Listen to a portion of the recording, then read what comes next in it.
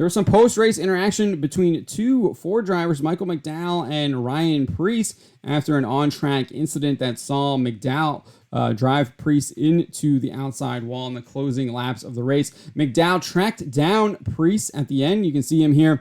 He runs after Preece and confronts him. Let's take a look at this. This is courtesy of NASCAR's YouTube channel here that we're watching. You can see there McDowell puts his hand on Preece's shoulders. Preece is like, nah, man, I don't want to hear about it. I'm really pissed right now. Probably I don't want to talk about it. McDowell is going back off. It does look like McDowell's kind of got his attention. Hey, man, he's talking to him, got his attention, and putting his hand there on his waist. And it looks like maybe he gave him an apology like that, because you see Preece kind of shake his head like, yeah, that's right. So hopefully maybe they smooth things over there. But let's look at what actually caused this on the track. This is from NASCAR's Twitter. We got Preece at the top and McDowell on the bottom. This is their in-car cameras. We're going to be able to see what's going on here. The two are racing for position here.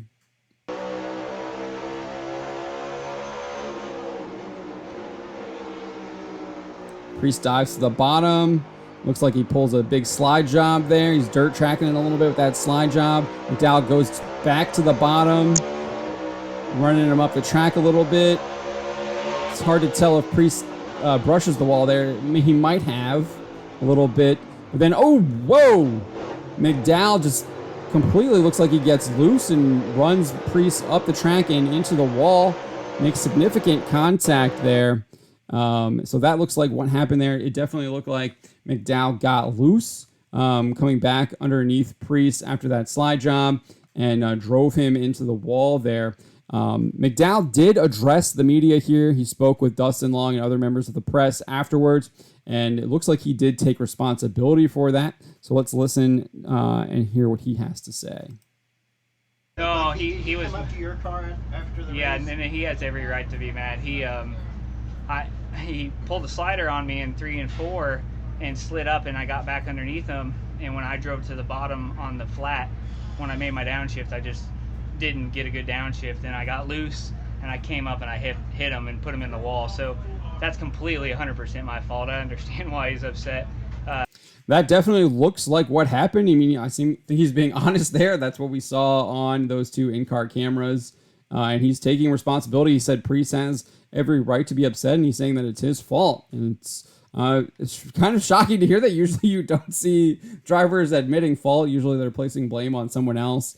Or something else, but it's nice to hear one of them actually taking responsibility for something that they did cause. But let's listen to what else he had to say here.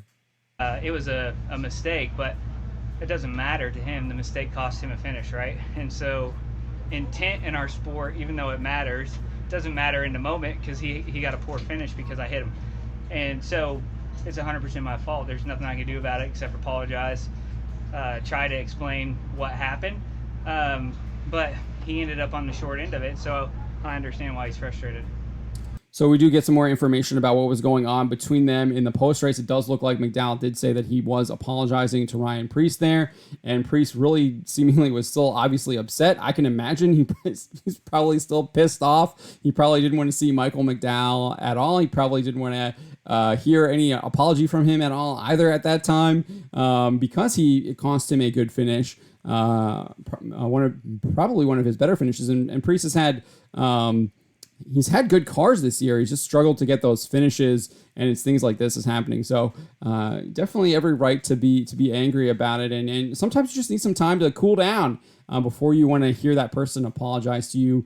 And that's sometimes it takes time, and I'm sure Preece will go back, look at the tape, and realize that is indeed probably what happened, and that McDowell was sincere in his apology, and hopefully he will forgive McDowell. But who knows, man? These drivers, they have long memories, and maybe he'll give McDowell a little bit of a payback later on this year. We'll have to watch to find out.